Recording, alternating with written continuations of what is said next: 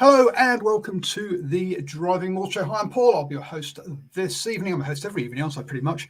There are a couple that have been hosted by other people, but it really is a couple. And we are on episode 100 of the DrivingMaul show, which is, I guess a kind of milestone. But there's been many more shows than that because it used to be called the Rugby Chat, and what we kicked off in 2017. With the during the Lions tour. So we've been going for a long time, but hey, since we've rebranded it, I've changed the name when New Zealand Sports Radio kicked off, because we're going to have multiple different sports shows. So it's been called DrivingMaul since then. So that's 100 episodes. So yes, tap them back. Well done. Keep it going. Big thank you goes to all the patrons or supporters of New Zealand Sports Radio, because a couple of things have just come through the post. Yes, the Lumina webcam. It says the webcam reinvented, apparently. Well, there you go. Which is what I'm using right now. This one is for Stephen Harris. So thank you so much, folks. Support patrons who support us. You can see the link there at the bottom of the screen if you're watching. If you're not and you're listening to the podcast, it's patreon.com/NZ Sport Radio. So thank you, everybody who has helped fund the cameras for the shows. What we're going to talk about this week, predominantly the Super Rugby. Might have a quick touch on a bit of club rugby and what I've been up to this weekend gone, as well as running through a few news items that are on the old wires recently. So looking at it, Tony Brown is leaving the Highlanders at the end. I'm running solo tonight because unfortunately Stephen Harris and Boa are both busy and can't join me, and all the rest have flaked out as well, lightweights. Anyway, Tony Brown will be leaving the Highlanders at the end of the season when his contract comes up for renewal. They've said they're looking internally and externally, and Clark Dermondy has confirmed his interest in that role. So we'll see who takes over down at the Highlanders. Obviously, a tough season for them this year, even if they did pick up the win at the weekend. Tony Brown come under a bit of criticism, and someone that I personally think is a fantastic coach and was kind of the next sort of Wayne Smith of his generation. So had someone I thought should be in the All Blacks setup as an assistant coach, but we'll see if that ever happens on that side of things. On the more on a kind of the more local front, Simon, good evening. Great to have you joining us. Just told us that Rotorua will not be hosting any NPC matches this year due to delayed groundworks due to COVID. I'll be honest, Rotorua is not my favourite stadium because it's so cold in that one. So I'll be honest, not too upset about that one. But it will be interesting to see what Bay of Plenty do, because their ground in Tauranga, which I assume they're hosting all of their games that they can do, doesn't have any floodlights. So basically, they can't do Friday night games or Saturday night games for that matter. So we'll see how that impacts Bay of Plenty's games and scheduling this year, whether they have to go somewhere else for games. So I'll keep an eye out for that, and hopefully let you guys know, give an update next week on that one.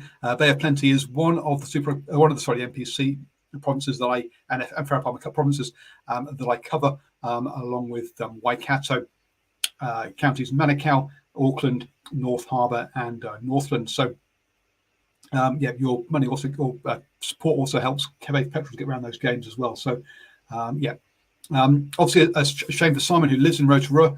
But I say, not my favourite stadium because it's so cold in that stadium.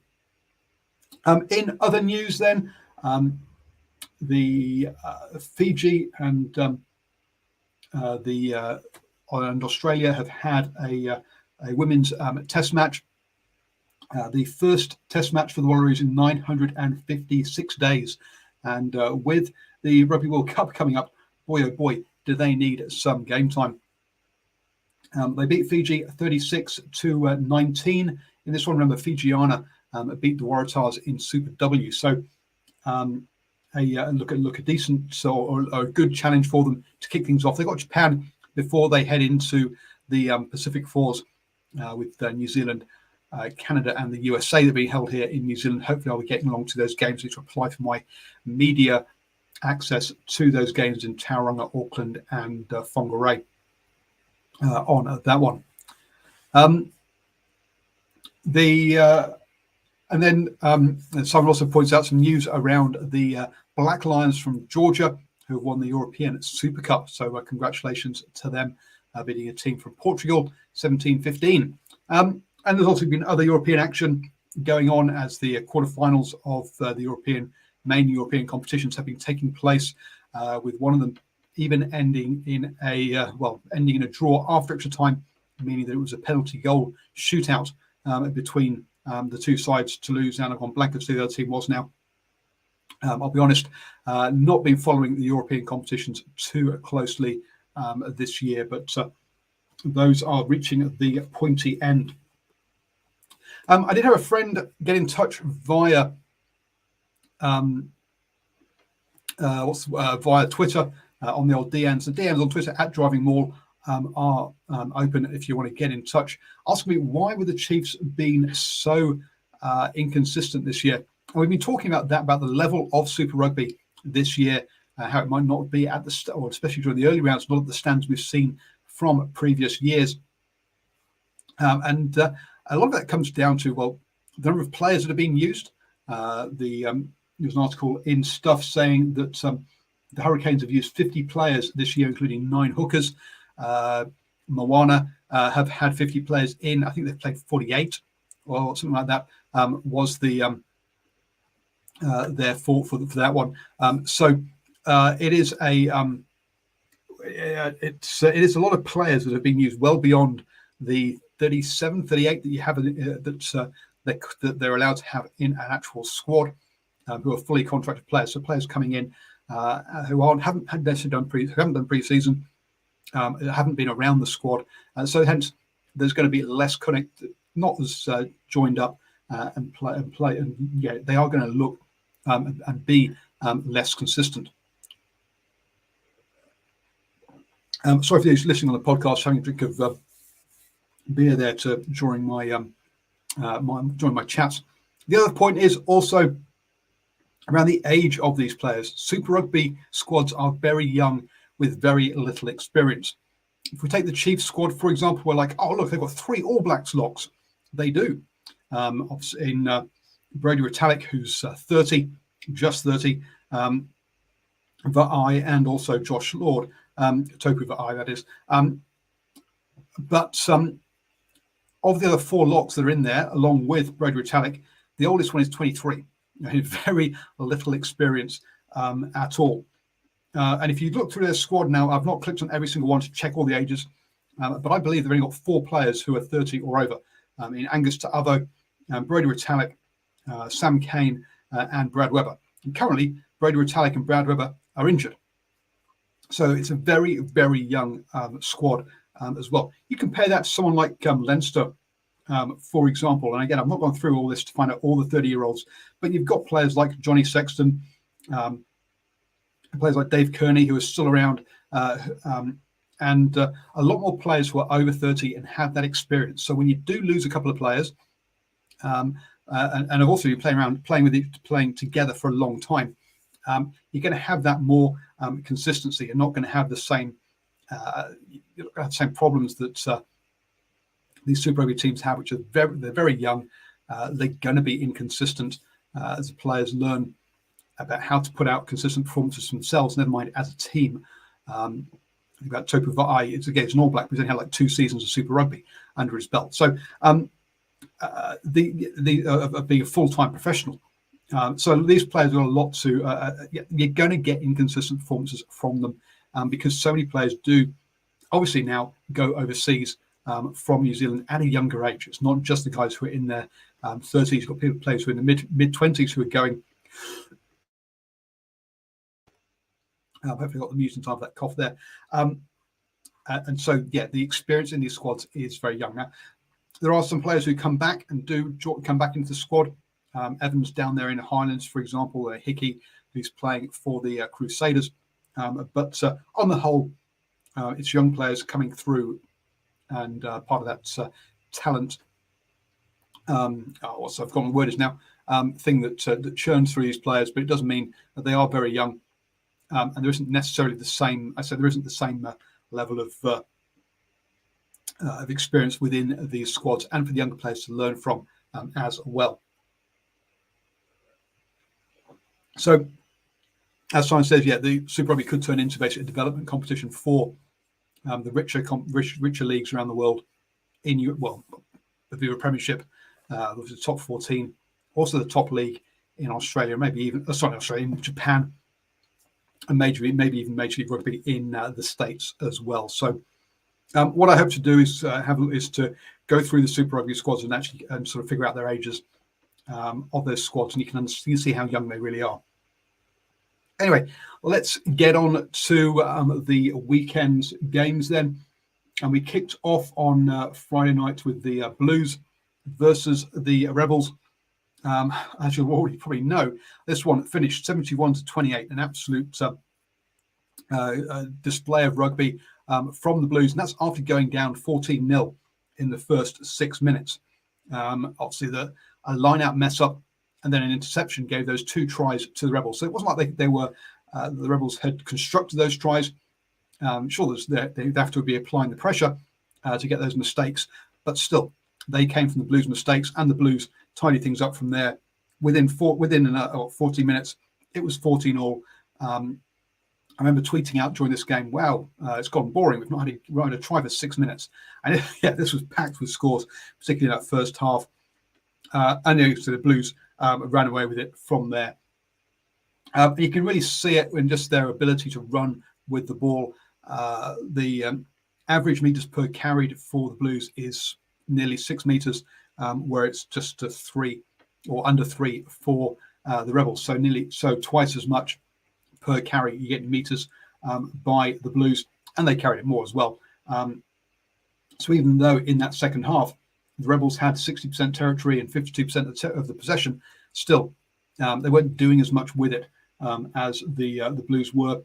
Hat tricks for Rieko Ioane in there. And this was a weekend for hat tricks.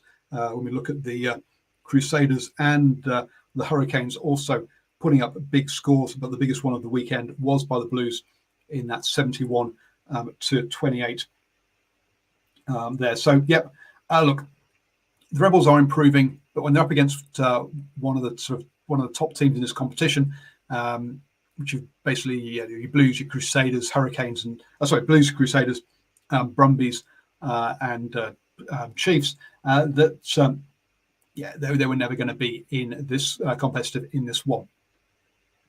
So well done to the Blues, one of the best performances they put together for a very, very long time. Talia's finish was particularly good in the corner. When I watched it in real time, I thought he put it down the line, but when it was slowed down, great try there. He's also just done an interview on the Wasselad podcast, and to listen to him and how focused he is on his rugby is really impressive. There are other players you listen on to that when you think, you're not that professional. Sure, you're paid to play rugby, but some of the stuff you do doesn't necessarily, but he sounds very, very focused, and impressive person from listening to that interview, and good to see him finishing there finishing that try there. Interesting of South African and Samoan descent. So dad from South Africa, mum from Samoa. But a Kiwi being brought up in New Zealand.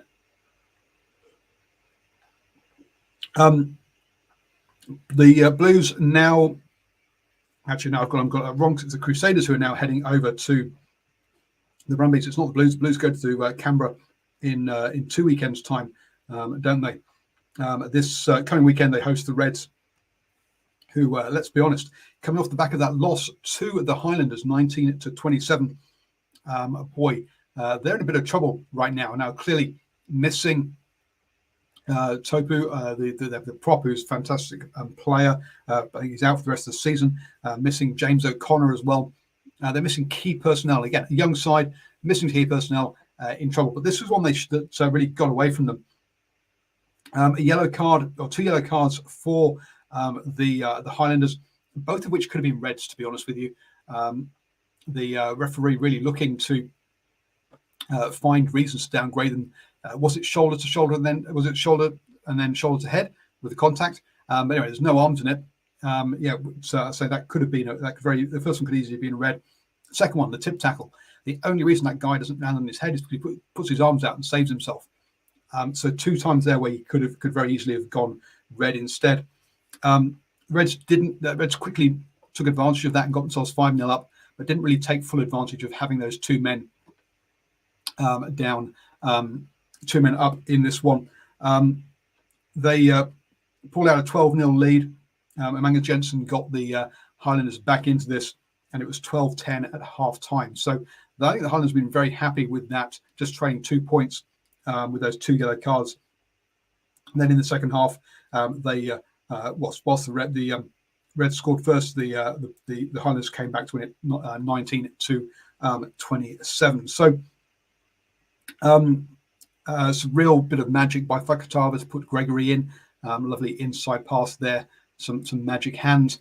Well done for the Highlanders.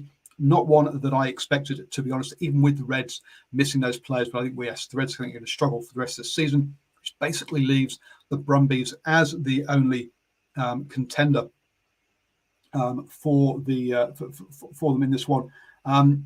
Looking at some of the stats, and in all honesty, the stats are pretty even between the Reds and Highlanders. So it just came down to execution and taking your opportunities in this one. So yes, the Highlanders will make the. I think they will get into the playoffs, especially with that win now under their belts.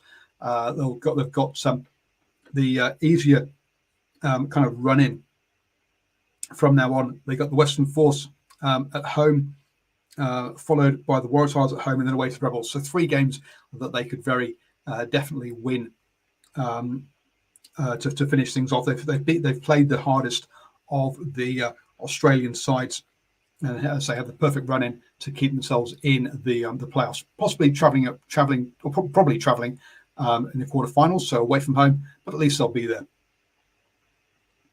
Moving on then to Saturday, and I was driving for this one between the Moana and Waratahs, heading over to Hamilton for the Chiefs game. But Moana bashed over and are up 17-0 after 20 minutes. But the Waratahs come back into it. So it's only 17-14 at half time. Moana really would have wanted to sort of stretch that lead or not, at least not give up so much of it. Then in that second half, Moana, 70% of the territory, it's all played in the Waratahs half. Sure, it's about 50-50 possession, but they're playing in the right end of the pitch. But the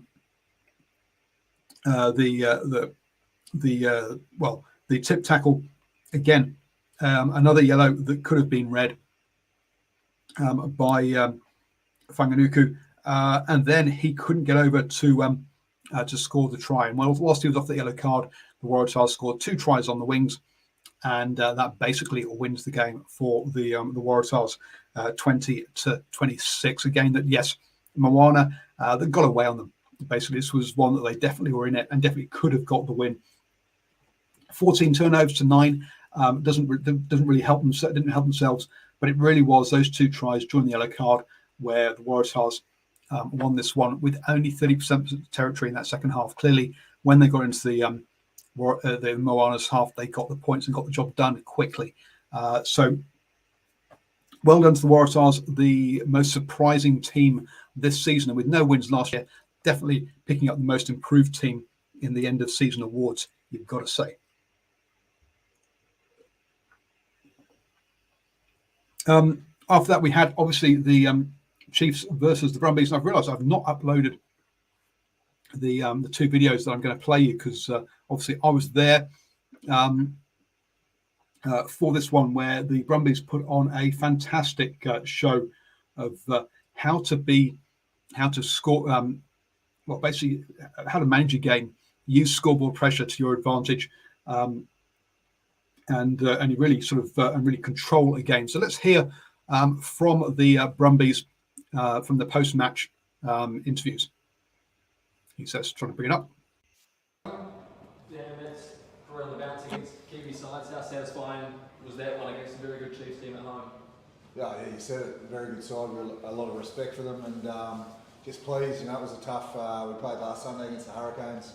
Tough game, and then long trip over here to Hamilton from Canberra.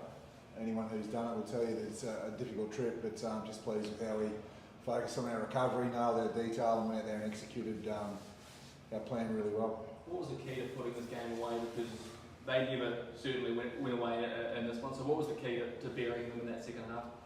I think in these games you've just got to win the physical contest, and we did that. That was the reality. There's no rocket science. You just got to front up, roll your sleeves up, and in attack, carry hard, make sure you're accurate and urgent on your clean out, and defensively look to dominate through the collision area as well. But I thought our kicking game tonight through Whitey and Lonners was world class. Nick, how important to use this as a launching pad for a big couple of weeks against the Crusaders and Blues for you guys? Yeah, definitely. It was good to come over here. Obviously, we knew the hard work that was going to be in to get a result out there, and we certainly know we've played a game against the Chiefs, and yeah, it sets us up to go home. Like we're going to have to go up again. The Crusaders and Blues. It doesn't get any tougher than that. So we're in a good spot, but with no illusion to what sort of hard work we're going to have to go through over the next couple of weeks. But we'll go home. As Dan said, the travel, short turnaround again. We'll recover well and know that we've got to. Yeah, it's awesome to go home, play those two sides at home. You've got a bit of a reputation for always going for the corner, and yet in this game, equal number of tries. It was your penalties, four kicks over goal, which really kind of won it from a scoreboard point of view. Are we seeing a maturing of your kind of game plan and sort of managing the game from the Brumbies? I think it's these games are curtain raisers to finals footy, really, aren't they? And you've got to take the points when they're on offer.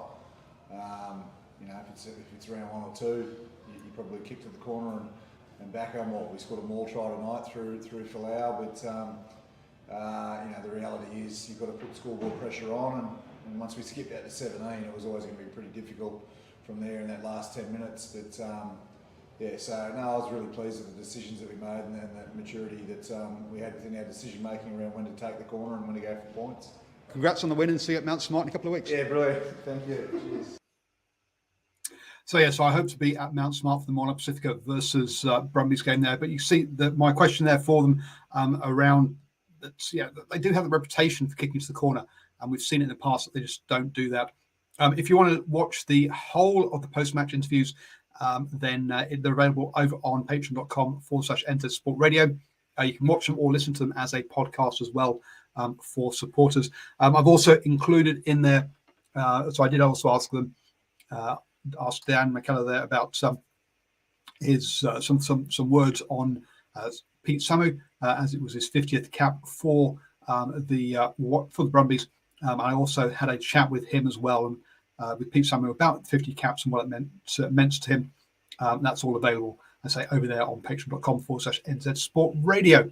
But yeah, obviously very happy there. And look, they talk about needing that physical confrontation and their kicking as being key parts of that.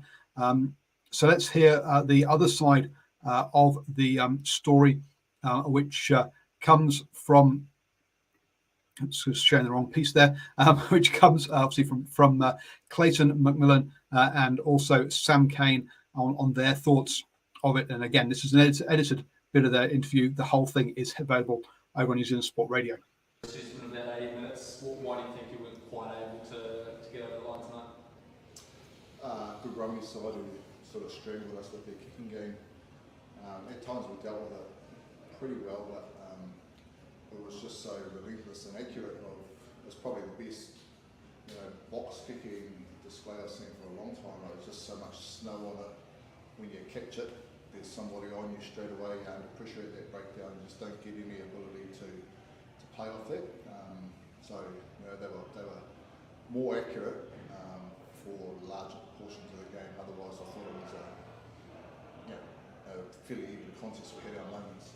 Yeah, Sam, you certainly never out at all in that 80 minutes, but a few errors, I suppose, crept in that second half. Would it be fair to say just a little bit of inconsistency?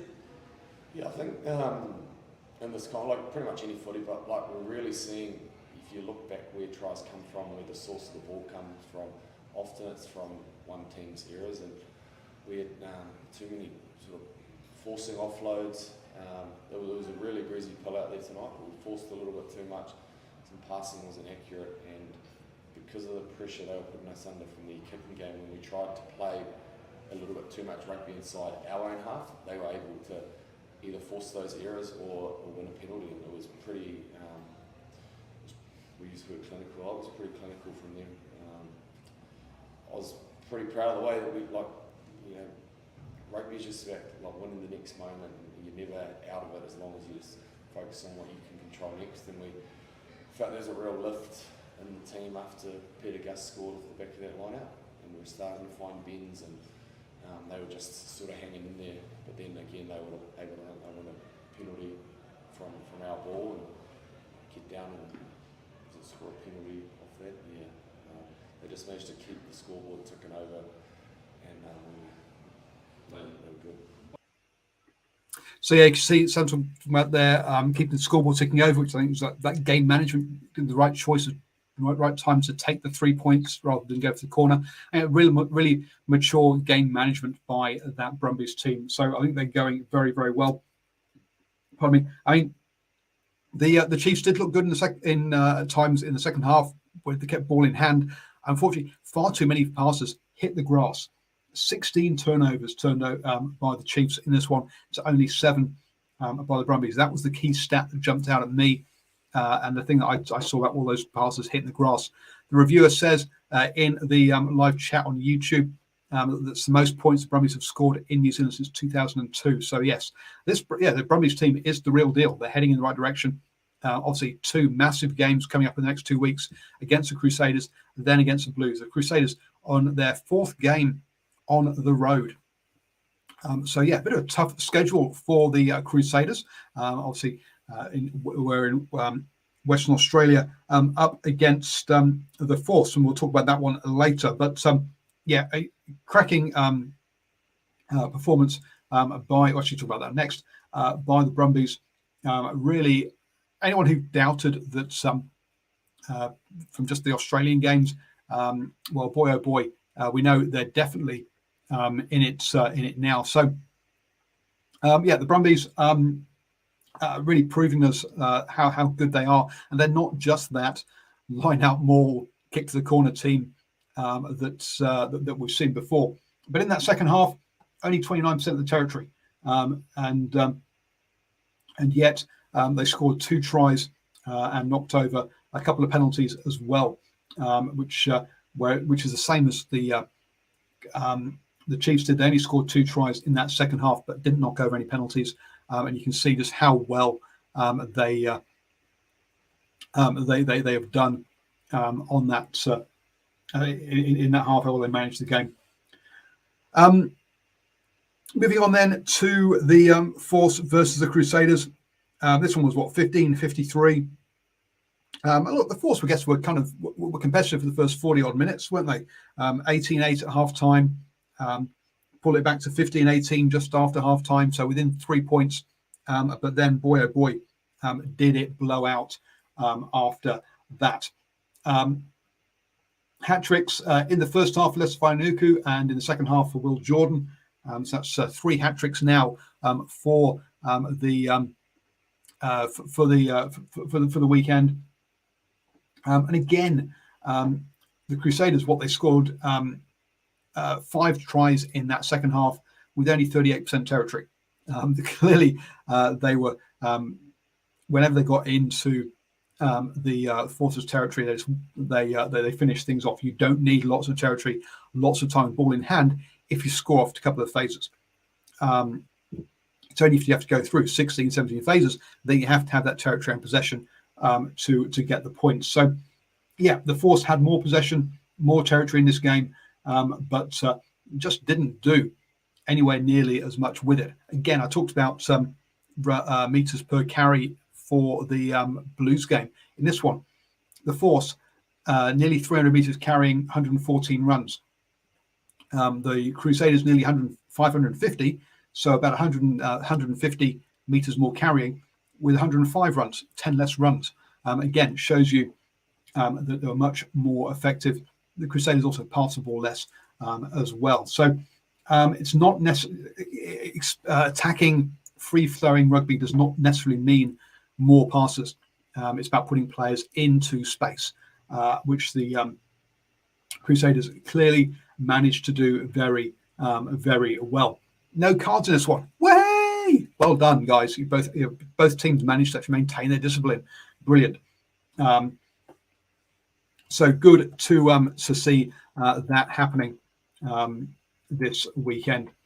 Not so much more to say about that. Yet Crusaders bounced back from the surprise loss to the Waratahs and thumped the Force. I think pretty much what we really were expecting to happen. Again, I guess the only difference, might be a surprise they didn't pull away either side of half time. They waited until 40 odd minutes or 50 odd minutes before doing that. But when they did, boy oh boy, did they rip the Force to pieces. The final game then was the Hurricanes versus the Drua. I did worry about the Drua coming into this one off the back of playing that game in Suva, where I thought that they would find it hard to get up for this game as well. Emotionally, that game I think would take a lot away from this team. And boy oh boy, did the Hurricanes do a job on them. The Drua didn't score until the 67th minute. Obviously, the game was well gone by then. A hat trick for Josh Morby, so the fourth hat trick of the weekend.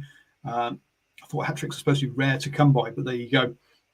One yellow card for the Hurricanes. This one I can't remember which that yellow card, but 12 clean breaks to just one. 59% possession, 76% territory. Yeah, look, the Hurricanes. If you want to beat the Hurricanes and cause them problems, you keep it tight. You take it up. You take them on up front. That's not the Fiji Drua side, is it? Fiji and Drua side. Fiji and Drua are about spinning it wide. It's exactly the way the Hurricanes want to play. And 18 turnovers by the Fiji and Drua. If you're going to give that many broken field opportunities to the Hurricanes, you're going to get hurt. And boy, oh boy, did they get hurt. Interesting to see Owen Franks back. One of those, one of those experienced players I was talking about earlier who's come back. I say few and far between. He came off the bench to get some game time in this one. Congratulations to the Hurricanes. I'm not sure we learned much from this one. Except Josh Morby is a promising young player, playing very well. The Hurricanes, if you give them time and space, will score fantastic tries. And boy, oh boy, they did. So 3 blowouts in this one. The Tars up against Moana and the Brumbies up against the Chiefs, getting those 2 kind of Aussie wins that's from this one. But the Brumbies clearly the one that we're looking forward to. Next weekend, then we've got Highlanders versus Western Force. The Brumbies up against the Crusaders. That clearly is the game of the round. So 9:45 p.m. New Zealand time on Friday. That's the game that you want to make sure you do not miss. Then, boy oh boy, Fiji and Drua versus Moana Pacifica. This is the clearly Moana Pacifica will be looking at this one to try and get their second win of the tournament. Similarly for the Fiji and Drua, they will do as well. But as the reviewer says, Moana might be favourites to beat the Drua now. If this was in Auckland, then yes, I'd definitely make them as favourites. As it's over in Australia, boy oh boy, who knows? It's a real coin flip on this one. It should be a fairly easy, fairly even one. But boy oh boy, that's a very, very hard one to pick. Blues then host the Reds, and after the Reds' performance against the Highlanders, it's going to be a tough game for the Reds, let's be honest. The Tars then host the Hurricanes. That'll be an interesting one. And then finally on Sunday, the Rebels up against the Chiefs, 4 p.m. New Zealand time for that one. Chiefs come off the back of that loss to the Brumbies. They will know that they really do need a win at the moment because guess what? The Chiefs and the Waratahs on the same number of points, both on 32 points on the table. Wow. Who would have expected that at the beginning of the season? Waratahs with 7 wins so far this season, 0 last year. I'll say most improved team there. So the Chiefs know that it's important for them to get a win. Otherwise, the Hurricanes or the Waratahs or the Reds will be breathing down their neck and trying to steal or try and take away that home quarter-final, which is going to be all important. Well, actually, perhaps the quarter-final won't be, but it's 4th versus 5th. So, yes, that quarter-final will be important. That home advantage there will be important. The Chiefs will know now, 11 points behind the Brumbies with 3 games to go, that the chance at home semi-final is definitely slipping through their fingers or slipping out of their grasp at the moment. On that one. Simon said he hopes the Drua beat Moana for the Pacific Derby. Look, clearly, I know the Moana team better than the Drua team as I've been to most of their games and covering them and doing interviews with them.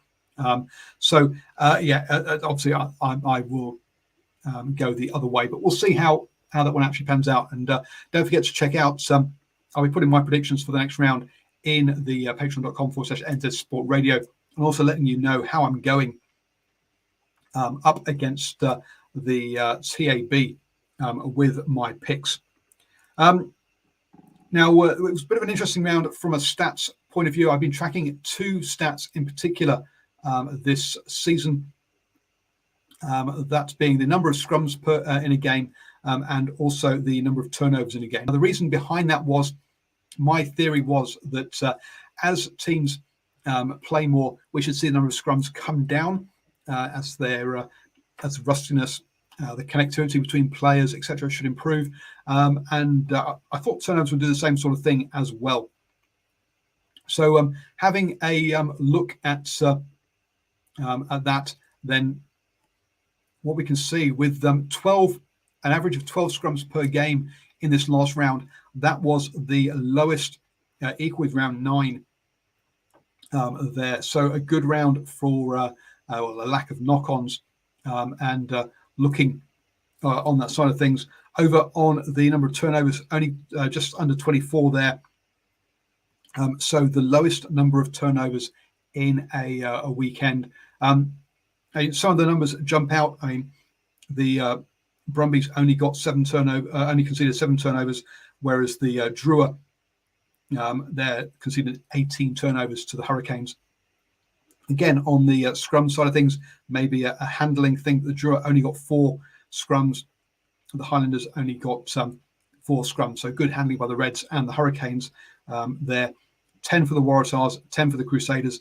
Perhaps not such good handling from the Force and Moana in that one there. So, I don't know, 2 stats I decided to keep track of per game during the season. The number of scrums hasn't come down as consistently as I was expecting. Look, we had 17 last weekend there in round 11, an average 17 per game, as we did in round 8. So it definitely goes back up again, and we'll be interested to see what happens next weekend as to how that changes.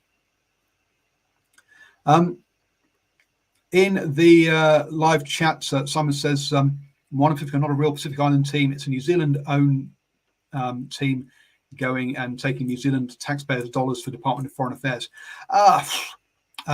Look, the players on there are supposedly making themselves eligible for Tonga, Samoa, or the Cook Islands, not for New Zealand. So from that point of view, it is a Pacific team. Sure, the majority of the players well, in fact, nearly all the players are New Zealand based, and all the games have been in New Zealand. I'm not sure how much of the late what's what I'm looking for, nature of them getting their contract and COVID regulations has been part of that. And hopefully we will see them play over in Samoa and Tonga in coming years, and hopefully be part of the development pathways for the Samoa and Tonga rugby team, national teams as well. So hopefully they work with them, and also the Cook Islands for that matter. Simon did ask a question about the possibility of Bay of Plenty taking some of their games to a different location. I've gone and lost where that question was, Simon. So I've forgotten the location, but I had a very quick look on Google Maps during the interviews that we were Whakatane is the location he was talking about. I quick look on Google Maps at Whakatane's rugby ground because I've not been there to see a game myself. But looking at it, look, there's 2 covered stands. So yeah, clearly with a bit of extra temporary seating, there's no reason why, or even without extra temporary seating, there's no reason why a NPC game couldn't be held there. But it's obviously, I say, it's a bit, I've not been there, I don't know from that point of view. So maybe Whakatane could be a place that they could host, they could take some games. And would be a good idea to get around the province a bit more. Bay of Plenty is a large province, let's be honest. Science says, yeah, broadcasting would be an issue. Absolutely, it would be on that, but we'll see. But I say, it looks like the ground could do it. You can always put temporary things in. It's just a matter of money and effort. How much people want something like that to actually happen? Who are the decision makers, not just the fans? Let's be honest. There we go, folks. That's the Driving Maul show for this week. Next week, hopefully, I'll have some help on the show, and my throat will be getting quite so dry and quite so sore by the 45-minute mark. It's a long time to talk on your own, but yeah, I'll be applying for my media pass for the Pacific Fours, for the Black Ferns games and the other international games in that one, and over the next week. So yeah, I'll hopefully have some good news. I've actually been accepted for next week on that one, and hope you all have a fantastic week. I said this last weekend, just to let you know, I was videoing the Waihi Bees versus Cobras Bees, Cobras from Tiaroha, and I mispronounce that all the time. I'm very sorry. And also Waihi A's against Waihu. The Bees 19-all, cracking game, must say. The Waihi A's against Waihu, not so good. A big loss on that side of things. Unfortunately, 30 something to 15, I think it was. But yeah, some very dusty grounds there, and let's hope the players didn't get too scratched up. Next weekend, I've got my daughters with me, so I'll see whether I can get out to some club rugby and do some videoing. One of the players at the weekend did get 50 caps. So when you want to see my chat with him in the changing centres afterwards, then you can catch that on our Facebook page, NZ Sport or New Zealand Sport Radio. Stephen Harris also got around and was at Grammar Tech, and he has a chat with not only after the men's senior game with coaches and players, but he's also put some chats in there with the ladies from the ladies game that also took part. Amazing what the ladies up in Auckland are being asked to do. They had a midweek game, like a Tuesday night game, and then a weekend game. So yeah, hat tip to all the women who are playing up in Auckland, because boy oh boy, you're being asked to play a lot of games in a short amount of time, which is really tough. And let's be honest. He also has a little bit of a tour around the Grammar Tech club rooms, have a look at the All Blacks jerseys that have been donated to them from their ex-players or the club players, and also has a look at some international jerseys and has a chat with come up to the chairman or one of the organisers of the club about how the club is going. So check all of that out on the New Zealand Sport Radio Facebook page. And have a great week. Don't forget, on Wednesday night we have got the standoff show where there's a bit of fish food going to be on offer as the Warriors lost to the Sharks. That's a NRL show, 8 p.m. on Wednesday night. Obviously, DrivingMaul will be back at 8 p.m. on Monday night next week. Have a great week, folks, and stay safe.